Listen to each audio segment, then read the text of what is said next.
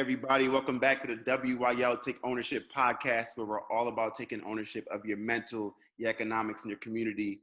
As you can see, I'm joined by three amazing people today. The conversation is really going to focus on family and the reconstruction of our families.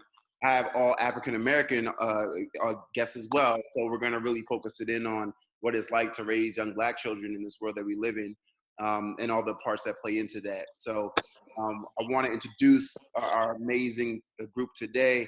I'll start with David.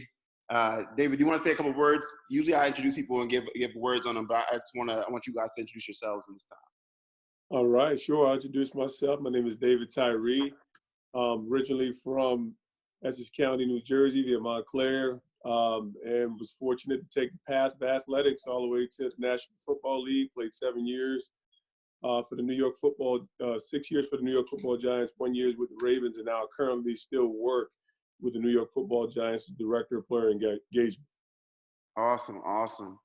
I'll throw it to Lauren to introduce yourself as well. I mean, I thought you would introduce me. No. Brand strategist, you know what I'm saying? Model, all the things.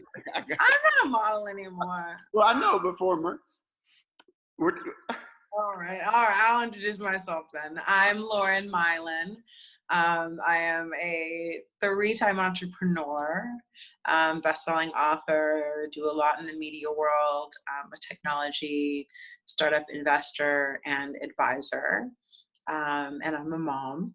And in my former life, I was even a stepmom, and I like to count many of my mentees as family, so I feel like I probably have a few extra children that are children of my heart. So excited to be here with you all this evening. That's love. See, I couldn't have done that as much justice. Or I guess I could have blown it up, but that was really good stuff. Andre, nice to see you, man. Hey, how's it going, everyone? Andre Ezeugwu, brother of Ofo Ezeugwu, Director of Partnerships for WYL. Born and raised in Paterson, New Jersey, so right down the block from Montclair in Essex County. Mm-hmm. But that's about me right there. He's already being humble. Like, this is what's happening. So he's also an actor. My man's been doing it for a minute now, and also runs his own digital agency as well. So I'll hop in there and add the 2 cents. What I want to do is I want to start it off on obviously more of a serious note. So I'll kind of give the backstory here. We're living in these real times of COVID-19, coronavirus, as you guys are all readily aware of. On my end, it's been an interesting last few weeks. I've had several friends now who've had it, have gotten better. Dre and my aunt are right now is going through it. We learned on Sunday night that she was, admitted to the hospital in Brooklyn, New York, and was this morning placed on a ventilator. And so this issue has been one that's been on top of, our family's minds a lot, especially considering, it's an interesting time. Our cousin, her daughter is pregnant, a month away from having her first child. So it's real, and we can't ignore the realities of what COVID-19 is presenting us, either personally, professionally, or all of the above. So I'd love to hear a little bit about, how you guys are all doing first, personally, and professionally. Like, how are you guys coping with the current times? And, I'll throw it to Lauren first on that. Thank you. Ladies first. I love that when I'm on with all dudes, especially when there's still some chivalry, even in this age of social distancing. So thank you. We are coping. We are doing well. I think first I'll speak as a marketer. I think it's interesting to see the opportunity that some people, some brands, sorry about that. My phone is on Do Not Disturb, so that's bizarre. That some people or some brands might think, this is a moment for kind of manufactured sympathy. So I'm going to keep it 100. Like, we are well. We are grateful. We are blessed. We have our home. We have our health. We have each other in this time of social distancing. I've heard from many who I mentor, advise, friends, who are single, that are like, isolation is really hard when you're single. Social distancing is really hard when you're single. So I think, I'm grateful to have my family, our space. It feels like a very extended weekend. And I recently said, actually yesterday to a friend, I said, look, I could complain about a lot of things, right? Like a lot of things have changed, a lot of things are different and certainly uncertain. But I never had a maternity leave as an entrepreneur with either of my children. So that's what I'm going to tell myself for like the next 3 months, is this is the maternity leave that I never had. And if I had to choose a time to have it, I'd rather have it with a 10 and 12-year-old, because it's been a joy to just like spend more time with them and be at home. So, we are okay, but I have friends and colleagues who are battling with coronavirus and with COVID, and some who have successfully recovered and some who are on a ventilator, and another one who had no pre-existing conditions and through the medicines for COVID, like impacted their kidneys, and then they were on dialysis, and then they just got back their kidney function. So, I mean, there's a lot happening, not to mention the entrepreneurs who I support who like have no business right now, right? So it's hitting everyone in different ways. So what I've been saying is, if your biggest concern is like getting fresh fruits and vegetables, you're blessed. Mm-hmm. That's real. That's real. And I know Dre and David, you guys are both in North Jersey right now, which is now turning into one of the most hardest hit spots. So Dre, for you, how is that? How have you been coping through the whole thing? I mean, just staying inside, man. With the pregnant girlfriend that's about to pop in a month, you don't go nowhere. I think the most we've been to outside of the house has been to her mom's house and the occasional trip to ShopRite, and that stopped as of 2 weeks ago. So, you just stay put for the most part, because everywhere around you is a hot spot. Literally, our actual zip code is the hottest zip code in North Jersey. So you just stay indoors and hope that people coughing in the apartment next to us doesn't come through. That's pretty much kind of what you do. You just Lysol everything for the most part, all the packages that come in the door, and try and stay safe, man. Yeah, 100%. And David, how's the experience been? I know we were talking offline a bit about, business, and you and your wife are launching a new one. How are you doing personally, and how professionally, how's it affected you?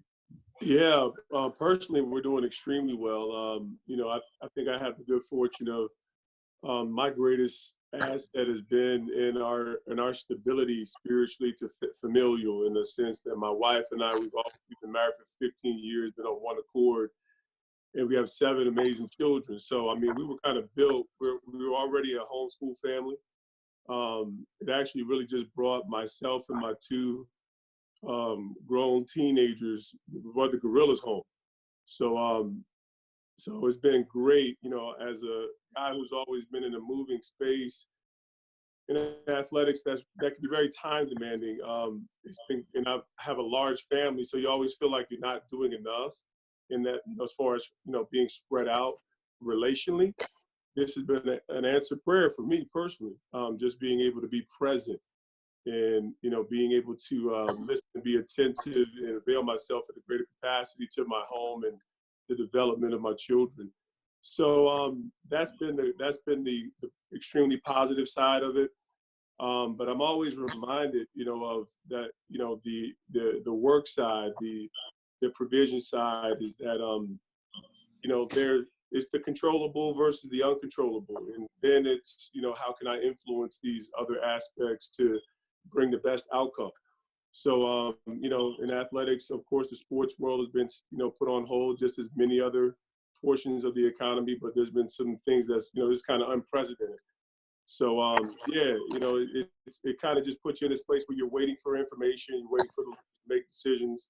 NFL, New York Giants, but even on our entrepreneurial side, it just kind of puts a pause and, let's be prepared, be in the best, possible position to be ready to roll when as this thing hopefully hits that standstill, and we can move forward with the Clean Juice franchise opportunity there. So for me personally, it's been really wonderful.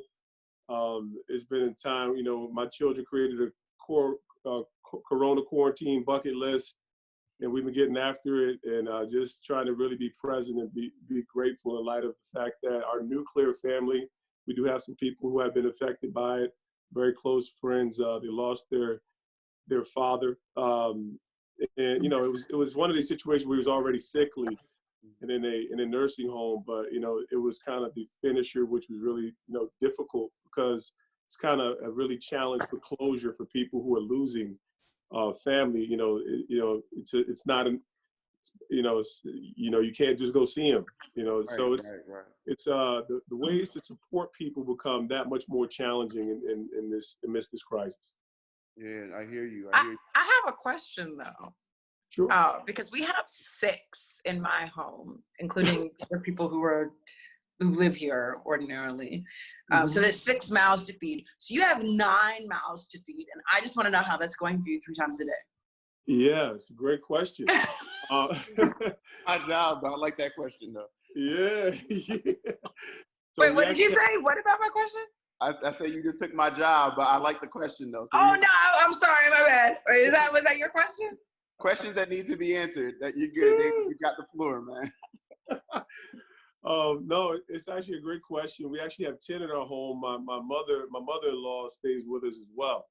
So you know, let's just say that, you know, when you're fortunate to be in a position I am and had this privilege of being a professional athlete, there's a lot of assumptions that come along with it, from income. You know, that's part of my job and what I do in player development.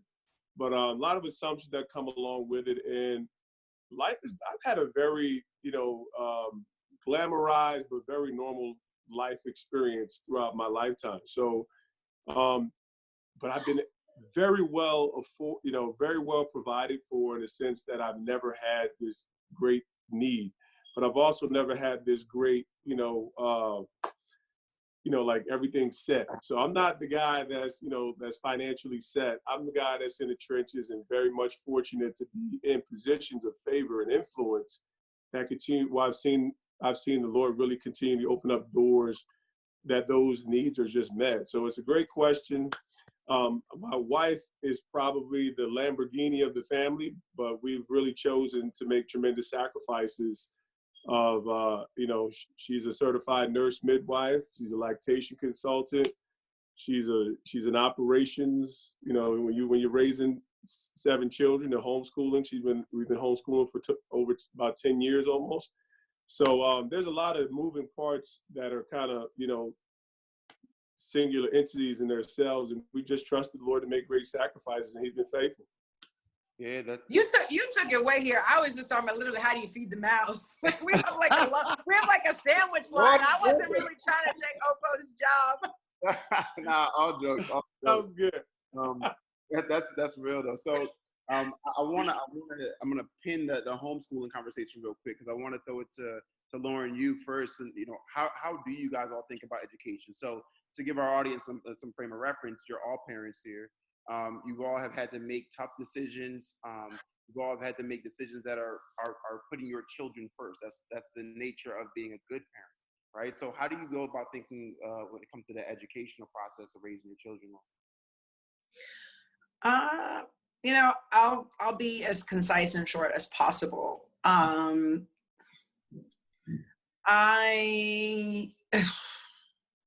So I'm really big into their education, and I'm also really big into them establishing a certain level of responsibility and age-appropriate independence. And so what I have seen from both of them, and luckily they're in a school that was already pretty technologically advanced. So the whole idea of Google Classroom, they already had Chromebooks. We have a lot of technology at home. They already had email addresses, and we have like Google Family Calendars. And so like they already knew that. So there wasn't a learning curve there for them personally or educationally. So it was fairly seamless for them to now do, coding online and submitting their projects. I mean, the difference is that like the math, instead of doing it long form by hand, they're submitting, they're still doing that and keeping their work, but they're like texting their teacher pictures of their work and putting the answers into Google Classroom.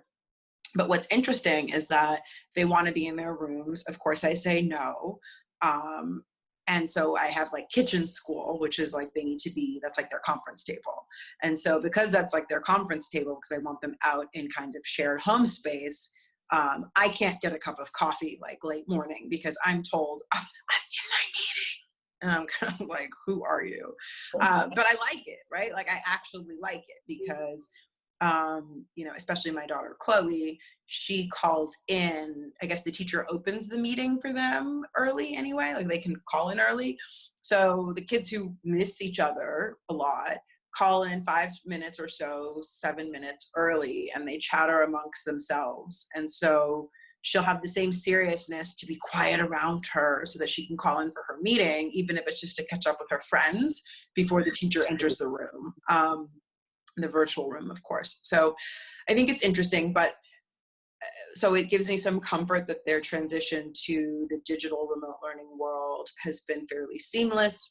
I do worry about how much like learning progression I think you can maintain. I worry about how much progression can take place because I'm not necessarily homeschooling. They are schooling from home.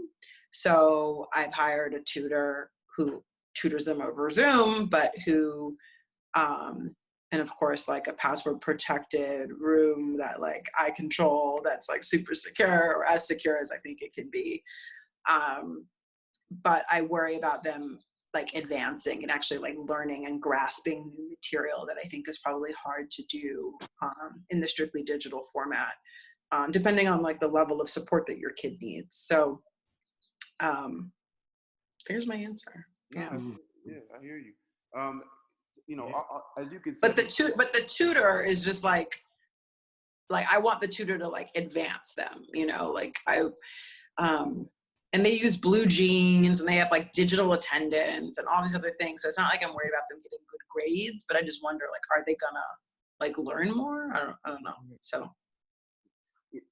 all of us are sitting in I mean, at least if I'm gonna hop in people's pockets for 2 seconds, we're all sitting in at least decent spaces, right? Whether it's big windows behind us, art, clean, cleanly, big rooms. And the reason I point that out is as you're raising children, the decision between like public and private school comes up, right? And it could be something that, you know, if you're raising them as a single parent, that's the thing you're thinking about in your own head and maybe asking friends about. Raising with 2 parents, you know, or 2 parents in general, you're having that discussion. Ray, for you, like how did you determine, you know, or how are you determining where your child should go to school, public or private or whatever the institution is? Well, I'll be a little bit more transparent just for the sake of to give it a little bit of color. And I appreciate you for not like just throw my business out there. So I'm one of the younger, newer parents on the call here, right?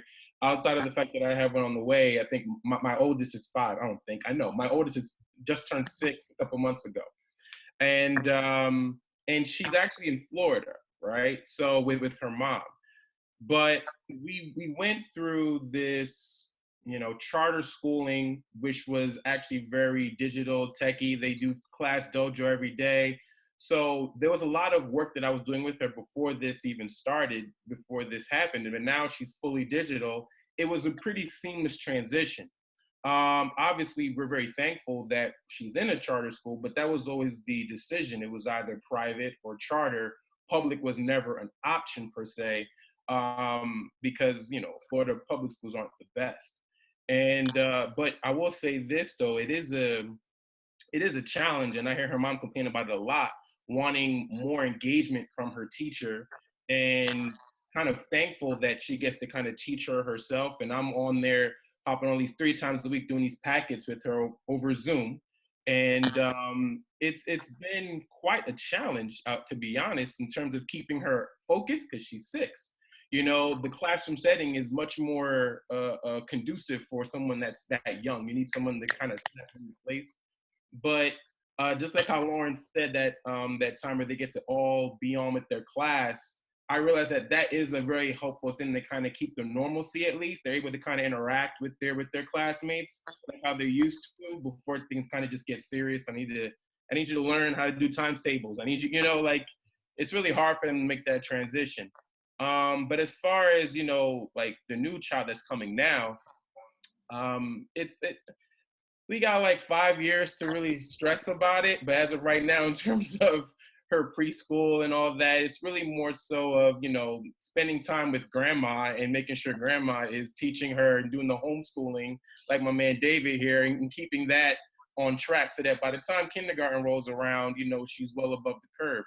But it's really just about, understanding the quality of education that the school is providing. It's not so much about it being private as more so as it being, a quality education. And you get that just from, other teachers, other kids' experiences, and just being able to, have a clear access to administration and the teachers. Because without that, you kind of lose that connection, because your kids with them, 8 to 10 hours a day. They're with them more than they are with you up until recently. So being able to bridge that gap has been key. And I think we've done a pretty decent job with that. Yeah. I mean, and this is funny. Like the show is called Take Ownership, and David, you've certainly done that in terms of the future of your children, right? By homeschooling. What played into that decision to homeschool 7 kids? And how has that process and journey been like?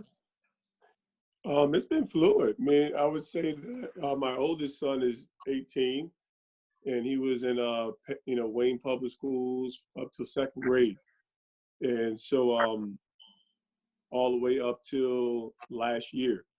So he's in a classical Christian school for the last year, year and a half to finish out.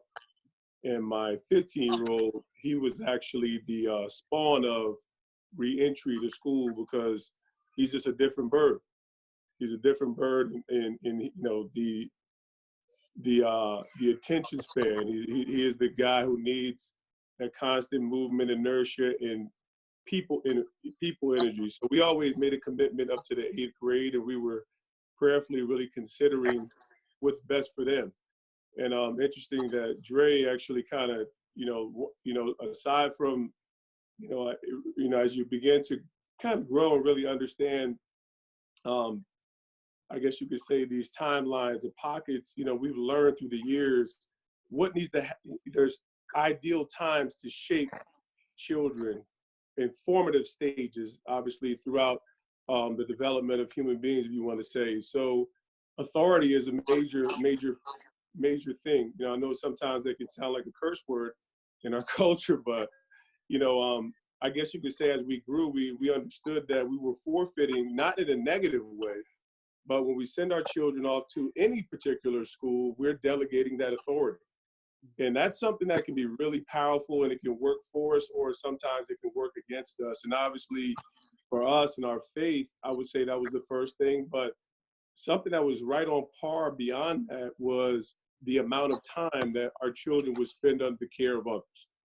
And if I couldn't be assured that they were, and you can't be assured, especially in a private, in a public setting, that we're not going to be speaking the same things. The curriculum is offline from what I'm teaching, so I actually have to unearth things that are contrary to our belief system, belief structure. So we understood that, and it wasn't a negative thing. It wasn't, we're not trashing public schools, because there's some great schools, wonderful teachers, or private schools. It's just that there was a time where we felt like the authority, the care, and what could be accomplished in that time frame would be much more meaningful. So we made that commitment up to the 8th grade, and we would prayerfully see what was best for them. So we've had changes through the years, as obviously my oldest is 18, so he'll be graduating in June, but youngest is still 6 years old. So it's, we've definitely learned that I think sometimes we put more weight on things that might be less important at different times and stages. I think everybody wants a wonder kid. Everybody wants their kid that can code at 10 years old. Right. With a large family, and these things that are awesome and great, mind you. With a large family, you really have to put a premium on what's most important, right? Mm-hmm. And I think that's when you realize, when you have, I guess you could say, when you're spread a little more thin, you begin to prioritize in a more meaningful manner. And for us, I think it's primarily who they're becoming, just as much as what they're learning.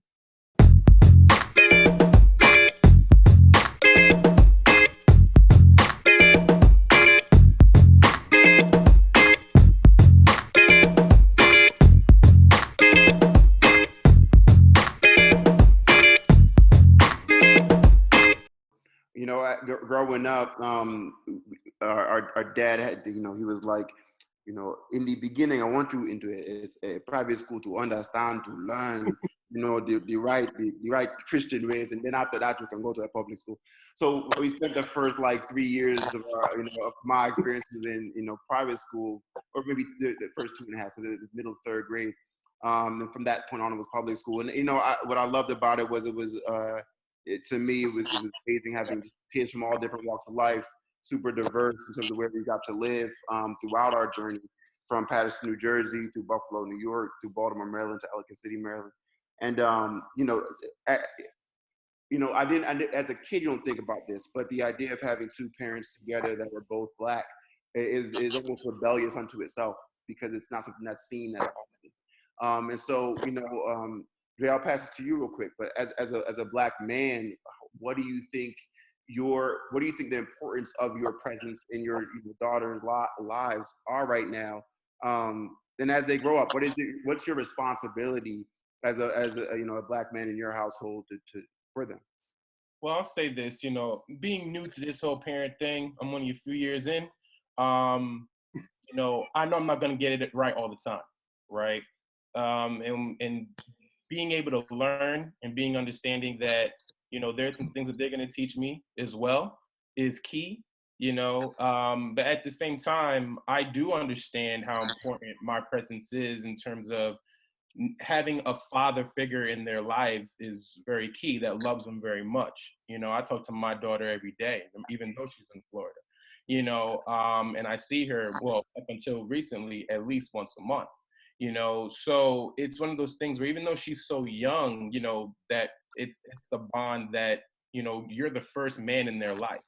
You're how they'll see the world in terms of what is it like to be with a man, or what that looks like, or how they value themselves in terms of a male relationship, and that's really key. And I don't hold that lightly. I don't take that lightly.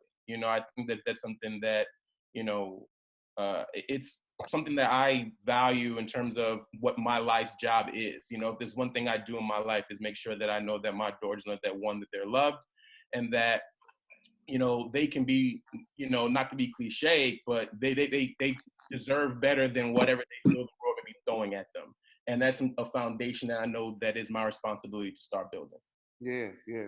And David, I'm gonna come back to you with a similar question, but I want to go to Lauren real fast. So, Lauren, Black women, the things that you guys deal with in a normal, like I was talking to a friend last night who's a founder, and she was saying, before she goes into fundraising season, she'll spend literally days thinking of what hairstyle I'm gonna have for the next month or two, because if I have, if my braids are too large, my braids look a certain way, the investor won't get past that to listen to me just speak, right? And I was watching this Toni Morrison documentary the other night, and she referenced this moment in time with one of her best friends as a kid, about 9 years old, walking down the street, and her friend, her friend is dark skinned.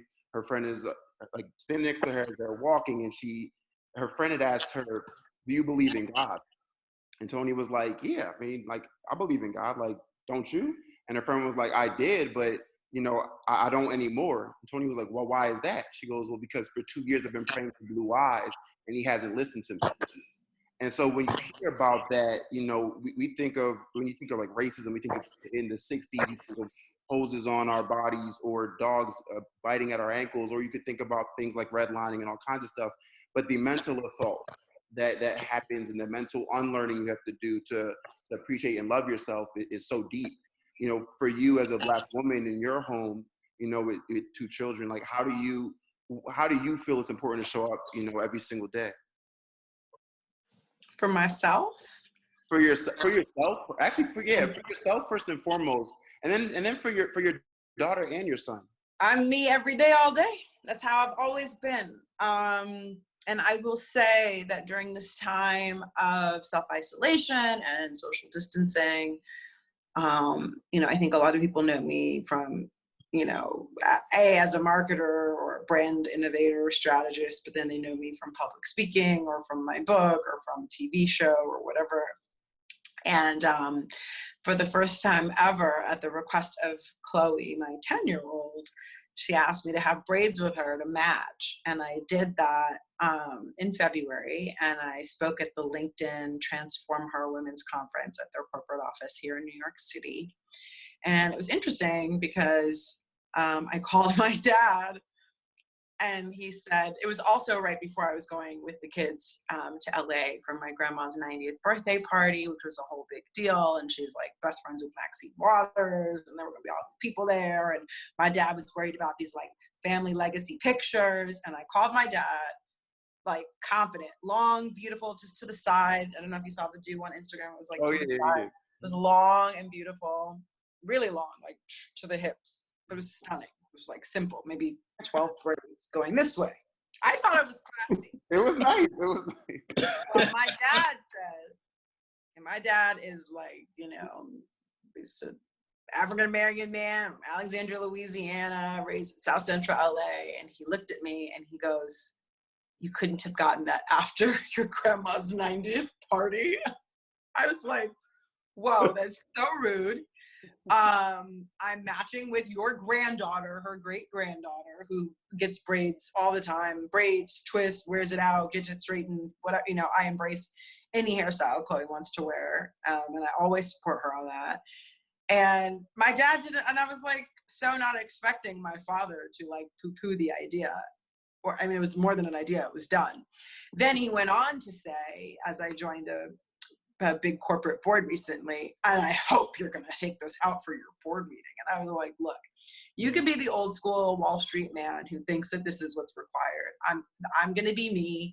Like, I've never done this. This is new for me. And now that I've done it, I like it. A, B, it makes my daughter feel whole and seen and empowered. And that's more important to me than anything else. When I got to the party in LA with the kids, I was like, oh my God, your hair, I love it. And then my dad is like going back to this, but your board meeting, are you going to take it out? And I put a post on LinkedIn from the conference. And I said, well, I don't know, Dad. I had 30,000 views on LinkedIn and like 1,000 likes. So, and then I sent him the stats, and you can click into the picture and see like from what company.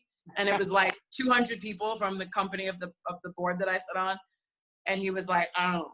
And so I'm just like, you're stuck in a different time. So I said that to say that I support my kids on everything, but it's interesting to, as an adult, not feel as though, and my mom loved my hair, not feel as though my own father supports it, but he has this very old school, you know, play the game to get ahead mentality.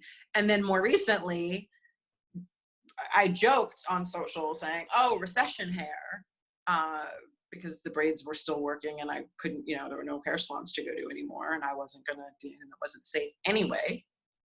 And so I kept the braids until like the wheels fell off and I had to take the braids out. And so I took the braids out and I rocked my fro for the first time ever and put that up on social because I saw Gabrielle Union put her fro up. So I was like, inspired by Gabby Union. And then I got all of these comments and all of these things. Oh my God, your hair is beautiful. Men, women, all colors, all races, all industries, colleagues, whatever. And people that, you know, even kind of gave backhanded compliments. Like, I didn't think that was beautiful before. I didn't really like afros, but it looks amazing on you. Keep rocking it.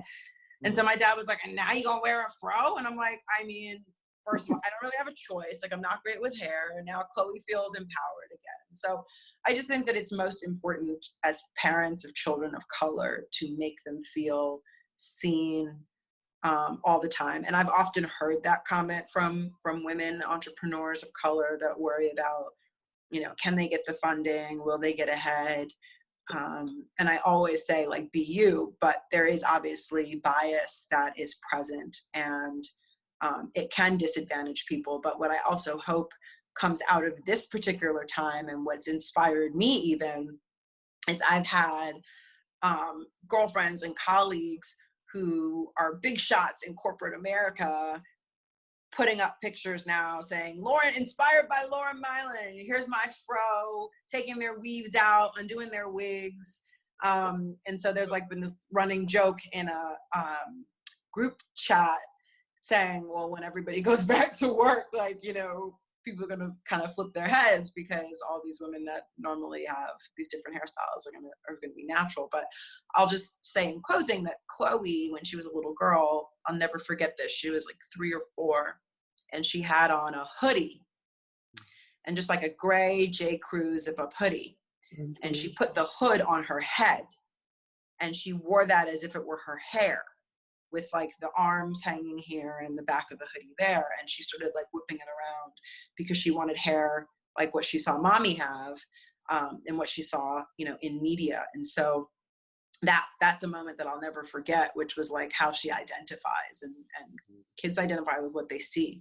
And I hope that through this time of coronavirus, people become more compassionate in general to people and to human difference and to what makes people unique. Yeah. Hey, Lauren, I have a question for you. Do you think that now, not necessarily anything is right or wrong in any regards, but You're taking Ofo's job. Well, yeah, again. I'm just that. Personal response to something you said. Do you think that your dad was just being protective of how you'd be perceived versus more so, not so much about necessarily feeling like, you know, you shouldn't have got that hairdo? It was more so, listen, people ain't, you know, that accepting of how you're being presented to me right now. It was more of, I guess, a shock to how he saw you in that moment, thinking he wanted to save you from feeling that type of shock from other people seeing you. Does that make sense? Yes, 10,000%. But I am my father's daughter. Okay. And so he knows the kind of confidence that he instilled in me as a little girl to become a young woman. From the time that I was younger than my daughter's age, when I used to want to go get a manicure, he used to say, it's either perfectly manicured nails or no nails at all, right? So no chip nails, no biting the nails, no, it's either. And my dad has always been that way. And he, you know, didn't grow up with a lot. And he has that story of, you know, taking his shoes to the cobbler and all that kind of, wearing the same shoes over and over again and all that kind of stuff. And so I know that it came from a place of protection. But if at 35 years old with 3 businesses, 2 kids, been married, been divorced, been a stepmom, had a best-selling book, a TV show, invested in startups, lived in the same house for 14 years, replaced a two adult household income by myself within 12 months of being, you know, left as a single mom. Like, if all of the things that I have done for myself in my life and my career do not allow me to finally at 35 years old show up as who I am and all the facets of who I am, then I haven't done my job. That's right. Like, if I can't rock a fro for like, I mean, it's not that it's not tasteful, or that the braids were not tasteful, or, you know, they weren't matted and ratted, you know what I mean? Like, they were tasteful. So if it's that I just want to rock a different do for a minute, I don't see anybody else getting checked for if they want to rock a do for a minute. You know what I mean? Yeah. Sure. David, so you had mentioned, earlier you had said, you know, the word authority ends up being a dirty word, right? And I think nowadays too, you know, I think, so I'm religious in terms of I believe in God. I'm very spiritual, pray every day, probably 20 times a day. But to Lauren's point, like our family instilled in us that's okay, and that's going to see you through, right? In the world being the way it is today, you know, why do you find it so important? And I'll even put this through the lens of being as a Black man too, so important to spirituality to be, you know, at the forefront of how you raise your kids. Well, you know, I guess say just by nature of my experience, I come through a little bit of a different paradigm that has kind of led me to Christ. And you know, it's funny in this, when you introduce faith, religion, spirituality, it becomes this hodgepodge of ambiguity. And I wasn't raised in a religious home at all. So, you know, and so like so much toxicity obviously comes along with religion. And so, and I actually understand how that climate comes from. So I was just a man who was in need at 24 years old after being locked up. And I cried out to God, and God answered, and God answered through Jesus Christ. So I'm just gonna sum that up. And that was my coming to faith. Now, I see there's 1,000 ways to not believe.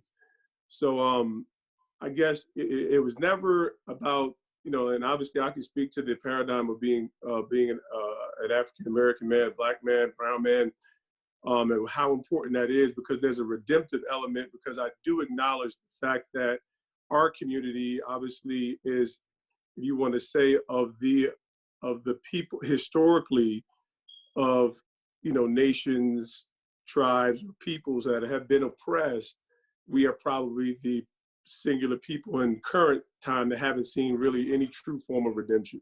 So at least, you know, from an earthly standpoint. So it is a major topic of conversation, but, you know, mine was about really like acknowledging my need, my coming to faith.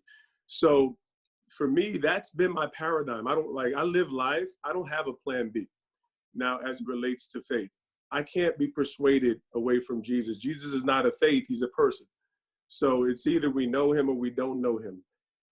You know, you know, it's a deeper conversation, but it's central to the fabric, how I approach life, how I approach business, how, you know, at the end of the day, I don't think there's anything in life that God hasn't spoken to, and that we could have access to a spirit of excellence, integrity, and well-being that speaks to the family structure, approach to relationships and business in a way where it can't be the most optimal, most fruitful.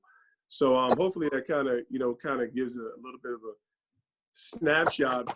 Because it's, you know, and it kind of speaks back to what Lauren was talking about. It's about being authentic and genuine.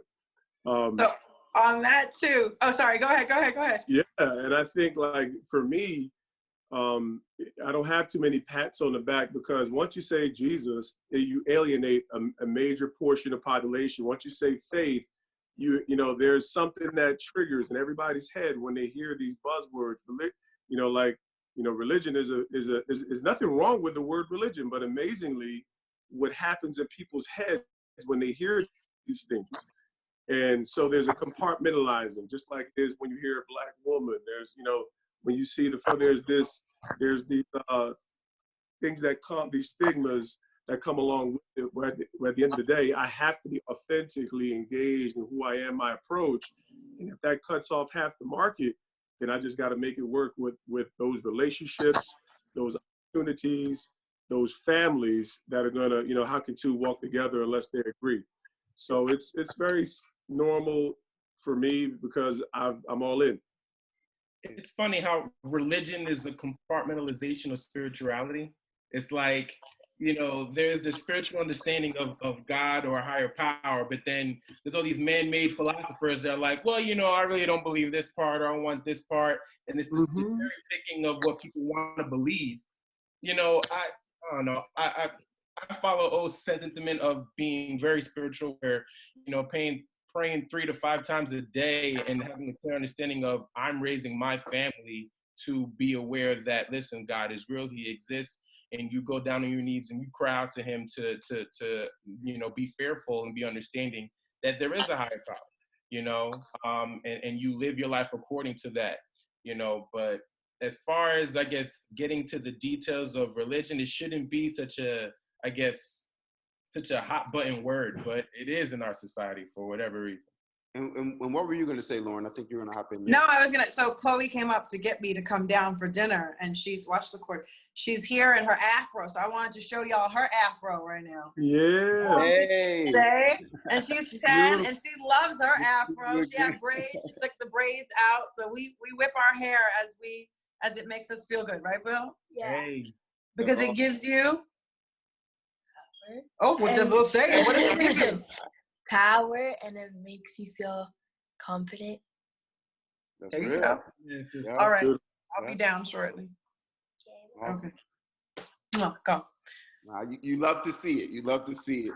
So to wrap So up. Black Girl Magic, that's a religion too. Look at that. Amen. To wrap up, you know, I want you guys to give advice to people at home, and I'm gonna break it down in a certain way. So coming from, I'm half Bayesian, half Nigerian, as any of us know, and we've grown up in Black America, like born and raised, right? And as any of us know, even just the Caribbean side, that with really mixed families, all kinds of stuff. What's your biggest advice for folks at home that are in different dynamics. Dre, you talked about earlier, you know, you're not living in Florida, but your ex-wife is, and she's raising your daughter, and you're, you know, raising her as well. But like, what is your advice to anybody who finds themselves in a split kind of dynamic on how to make sure that children are not used kind of as sacrificial lambs in that process? You know what's really unfortunate about that? Oh, it's about the mindset of the parents.